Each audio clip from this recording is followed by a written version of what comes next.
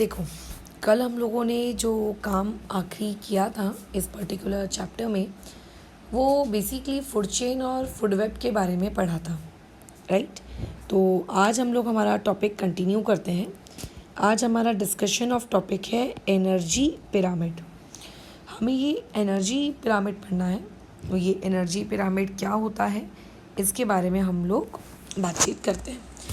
तो इस पिरामिड को पढ़ने से पहले यहाँ जो एक छोटा सा प्यारा सा बॉक्स दिया गया है, इस बॉक्स को देखो, पढ़ लो।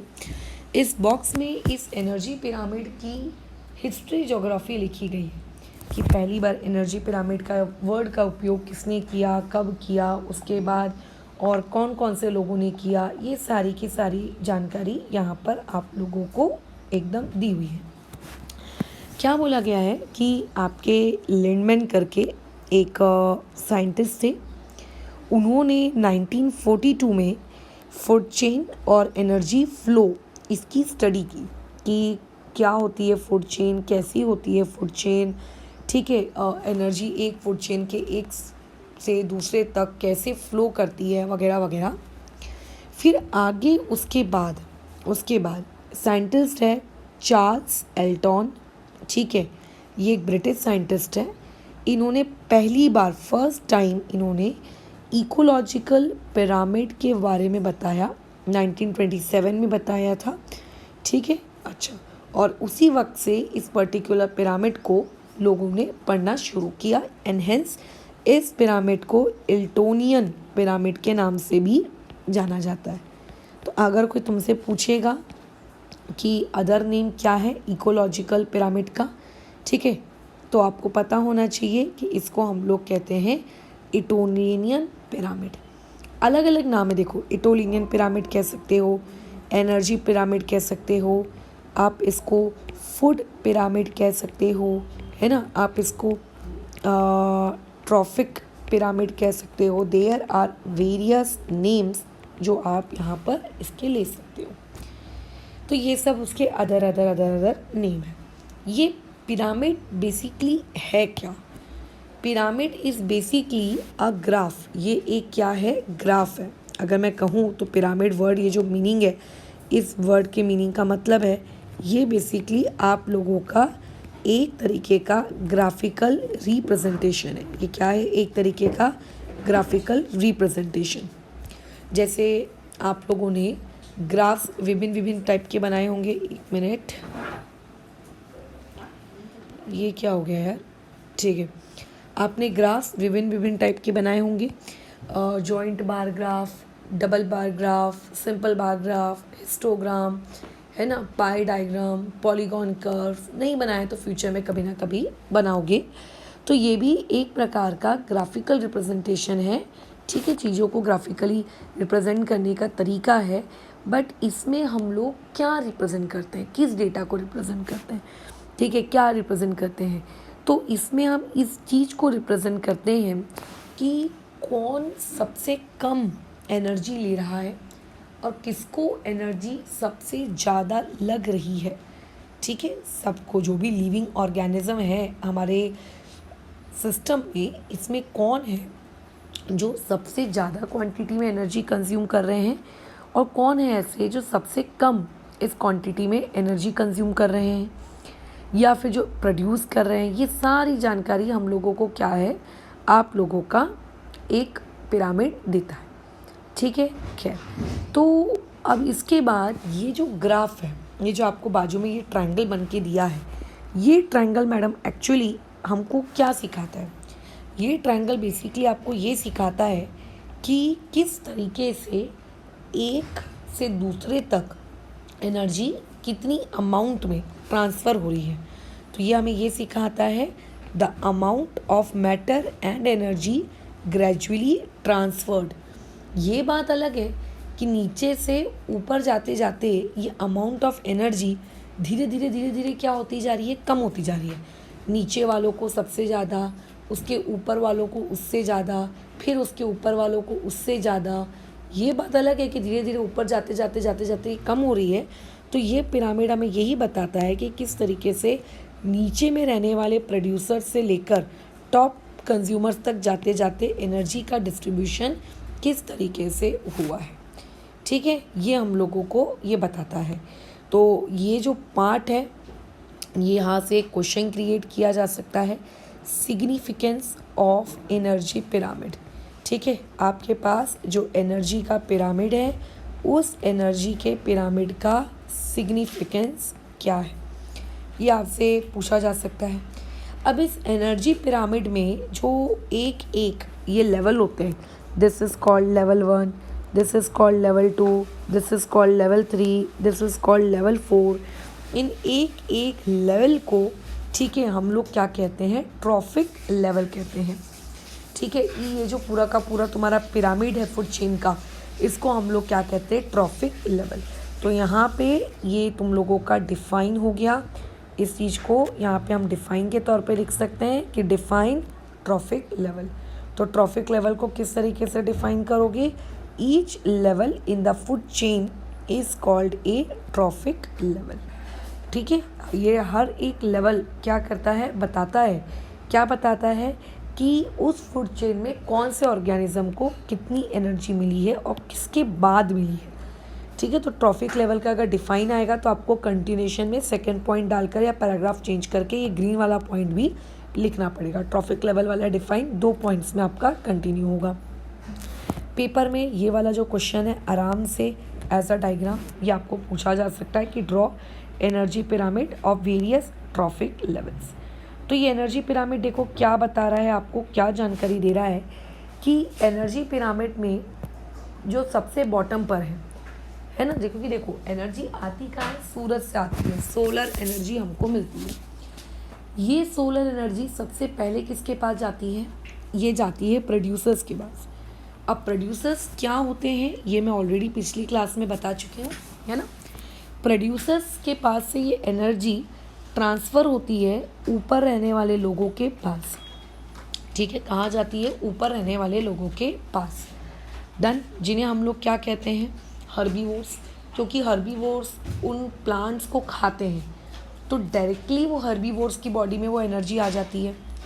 अब जो हर्बीवोर है उसको सेकंड लेवल पर, ठीक है, उसको नेक्स्ट लेवल पर छोटे ऑर्गेनिजम्स उसे खा जाते हैं, या फिर मैं कहूँ शेर, चीता ये खा जाते हैं। तो इस तरीके से शेर, चीते, इनकी बॉडी में ये एनर्जी आ जाती है। और उसके बाद सबसे टॉप पर होते हैं अम्नीवोर्स।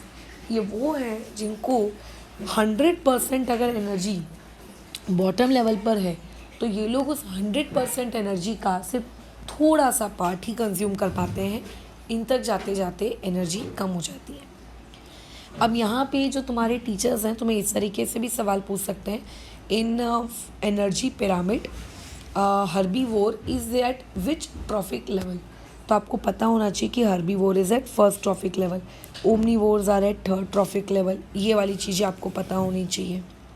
डन, तो ये खैर छोटी सी जानकारी थी एनर्जी पिरामिड के बारे में। आगे बढ़ते हैं। तो आगे बोला गया है, ये सबसे अच्छा पॉइंट है, थिंक अबाउट इट।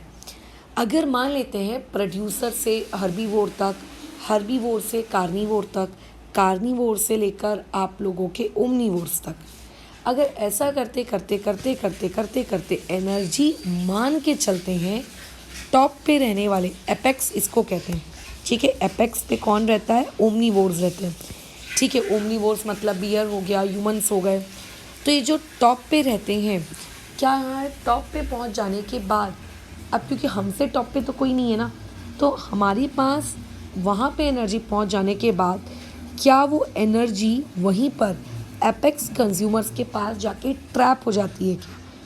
ठीक है, क्या वो एनर्जी उस पर्टिकुलर इंसान के मरते दम तक उसकी बॉडी के अंदर रहती है क्या, ये तुम्हारा कैसा है, उन लोगों का क्वेश्चन है। ठीक है, ये उनका कैसा है क्वेश्चन है। तो हाँ, ये बिल्कुल मरते दम तक ये एनर्जी हमारी बॉडी के अंदर रहती है।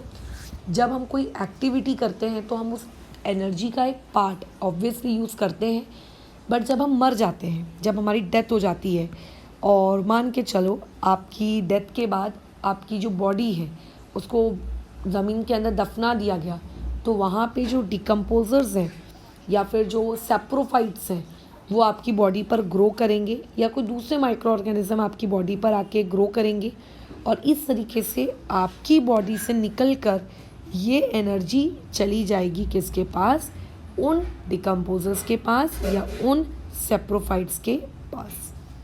ठीक है, तो बेसिकली इससे ये समझ में आता है कि आफ्टर आवर डेथ हमारी बॉडी की जो एनर्जी है वो वापस से इकोसिस्टम में फिर से उनको वापस मिल जाती है। ठीक है, लेकिन ये एनर्जी आई कहाँ से, इस एनर्जी की शुरुआत किसने की? तो सन यही एनर्जी की शुरुआत करता है, क्योंकि सन है तो जो ग्रीन प्लांट्स होते हैं ये फोटोसिंथेसिस कर पाते हैं।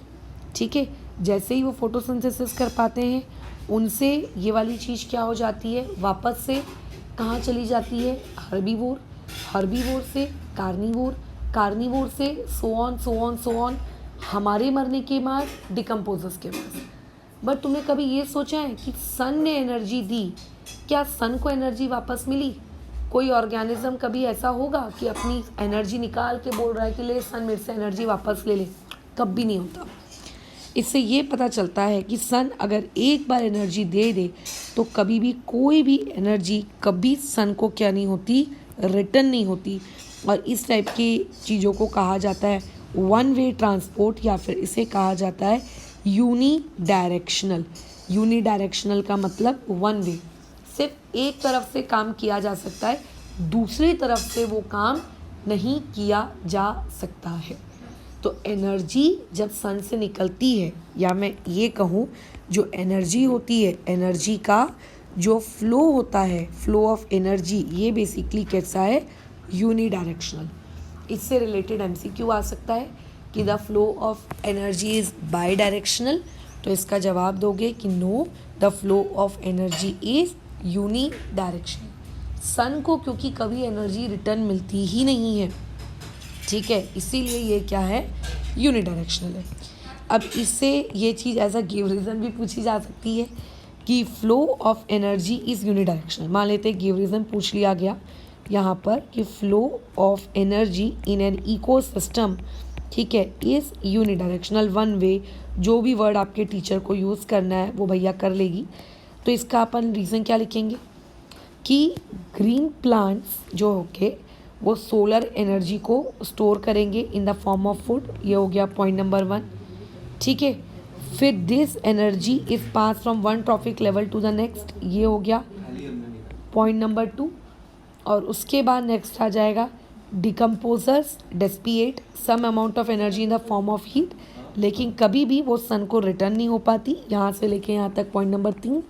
फिर गिव रीज़न लगा के लिख देना कि देयरफॉर ये जो होता है ये आपका यूनी डायरेक्शनल होता है। अच्छा, और दूसरी बात सबसे ज़रूरी चीज़, एक ट्रॉफिक लेवल से दूसरे ट्रॉफिक लेवल तक जब हम जाते हैं ना, तो कभी भी एनर्जी 100% ट्रांसफ़र नहीं होती, कभी भी ट्रांसफ़र नहीं होती 100%, हमेशा उसका सिर्फ कुछ परसेंटेज ही ट्रांसफ़र होता है। यूजुअली इसको कहा जाता है 10% रूल। ठीक है, इसे यूजुअली कहा जाता है 10% रूल कि from one trophic level to another, जब आप एक ट्रॉफिक लेवल से, ठीक है, दूसरे ट्रॉफिक लेवल पर जब आप एनर्जी भेजते हो तो उसका सिर्फ और सिर्फ 10% ही ट्रांसफ़र होता है। 10% ऑफ एनर्जी सिर्फ उतना ही ट्रांसफ़र होता है। ठीक है, इसको मैं समझा देती हूँ एक प्रॉपर स्टेप के साथ। ठीक है, लेकिन सिर्फ 10% ट्रांसफ़र होता है। उसी के बेसिस पर ये आपका एक पिरामिड बनाया गया है एनर्जी के बेसिस पर। बट ये डिस्कस करने से पहले इस पॉइंट को हम समझ लेते हैं। जैसे कि मान लेते हैं ये लेवल 1 है, लेवल 1 के पास 500 कैलोरीज एनर्जी है। Calories is basically the unit of energy. ठीक है, ये सारी चीज़ें आप आगे जाके हायर क्लासेस में सीखोगे। अगर लेवल 2 पर कोई एक ऑर्गेनिज्म बैठा है तो उस ऑर्गेनिज्म को कितनी एनर्जी मिलेगी, जैसे क्वेश्चन आ गया कि इसे कितनी एनर्जी मिलेगी। तो जब हम लोग एक ट्रॉफिक लेवल से दूसरे ट्रॉफिक लेवल पे जाते हैं तो पुराना वाला जो ट्रॉफिक लेवल होता है उस पुराने वाले का 10% of previous energy he transfer होता है। 10% of previous energy he transfer होता है।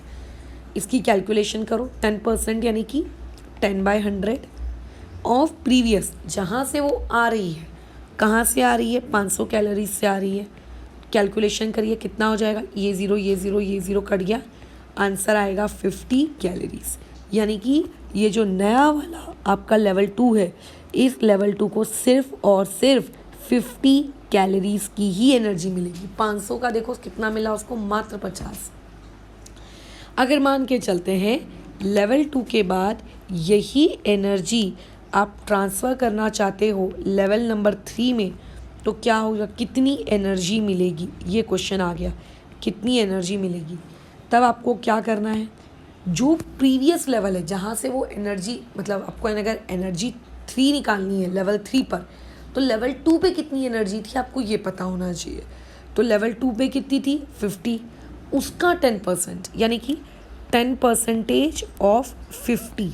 कैलकुलेशंस करोगे तो 10/100 मल्टीप्लाई बाय 50, ये कट गया तो कितना हो जाएगा, ये कट गया, कितना हो जाएगा, 5 कैलोरीज। मतलब सोचो, शुरुआत हुई 500 से, 500 के बाद नेक्स्ट लेवल को 50 मिला, उसके बाद नेक्स्ट लेवल को 5 मिला। एनर्जी लेवल टू लेवल क्या होती जा रही है, कम होती जा रही है। और इसी चीज़ को, इसी 10% रूल को इस डायग्राम के थ्रू समझाया गया है कि अगर जो खाना बनाते हैं, जो प्रोड्यूसर्स होते हैं फाइटोप्लैंक्टॉन्स, अगर उनके पास 10,000 किलो कैलोरीज है, इसे रीड किया जाता है किलो कैलोरीज, तो जब हम लोग टॉप लेवल पर जाएंगे तो टॉप लेवल पे सिर्फ 10%, अगर आप कैलकुलेट करें इस 10,000 का, तो वो इतना ही आता है। ऊपर वाले को सिर्फ 1,000 मिलेगा, जू प्लैंक्टन को 1,000 मिलेगा, फिशेस को 100 मिलेगा और ह्यूमंस को 10 मिलेगा। स्कूल में हो सकता है कि आपको ये डायग्राम डायरेक्टली बनाने को आ जाए। अगर मुझे पेपर सेट करना होता तो मैं इसमें, जैसे मैंने अभी आपको 10% रूल सिखाया है ना, कि अगर आपको कोई भी वैल्यू दी हो तो आप आगे की एनर्जीज किस तरीके से कैलकुलेट करोगे। तो अगर मुझे पेपर सेट करना होता तो मैं यही करती, यहाँ पे 10,000 की जगह मैं चेंज करके लिख देती 5,000 और बोलती कि ऊपर की वैल्यूज़ लिखो, ताकि जिस बंदे को ये पता है कि ऊपर की वैल्यूज़ 10% के थ्रू निकाली जा रही हैं, वो फटाफट मैथ्स वाली कैलकुलेशंस करता और अपना आंसर निकाल के फ्री हो जाता। अब जो रट के बैठा है, ठीक है, जो रट के बैठा है तो उसको ये चीज़ खैर पता नहीं होगी, है ना। खैर, तो ये यहाँ पे हमने पिरामिड वाला सेक्शन कंप्लीट किया है। नेक्स्ट वाला सेक्शन तो देखो साइकिल्स के बारे में है।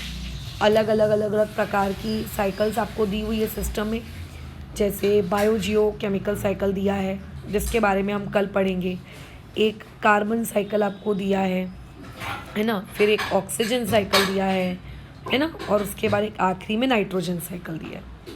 तो नाइट्रोजन साइकिल काफ़ी इम्पॉर्टेंट है, और वैसे तो हर साइकिल इम्पॉर्टेंट है, बट कल की क्लास में हम लोग जो पढ़ने वाले हैं topic, that will be bio Jio chemical cycle, ठीक है। अच्छा, और आज जो तुमने पढ़ा इसके बेसिस पर एक्सरसाइज में क्या कोई क्वेश्चन है क्या? बिल्कुल है। देखो क्या लिखा है, carnivore occupy the second trophic level in the food chain.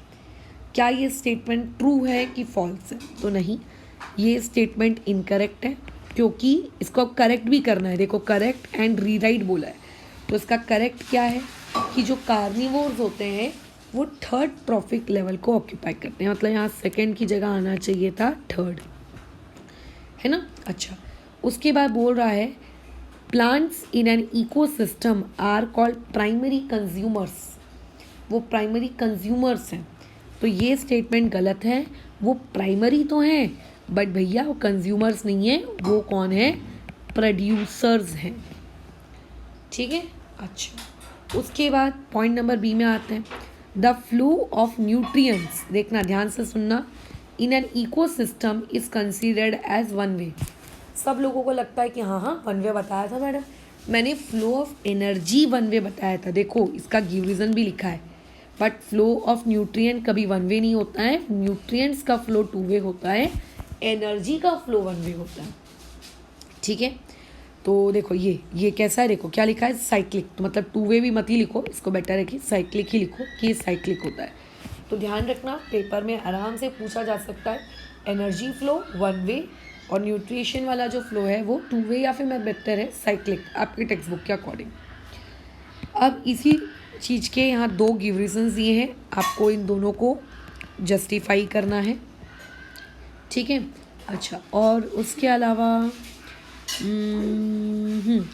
What type of changes occur in the amount of energy, जो मैंने बताया ना, जब आप एक लेवल से दूसरे लेवल जाते हो 10% से वो उसको आगे ट्रांसफ़र होता है, वही उसी वाला क्वेश्चन यहाँ पे डिटेल में पूछा है, और फ्लो ऑफ मैटर और इकोसिस्टम के बीच का रिलेशनशिप पूछा है।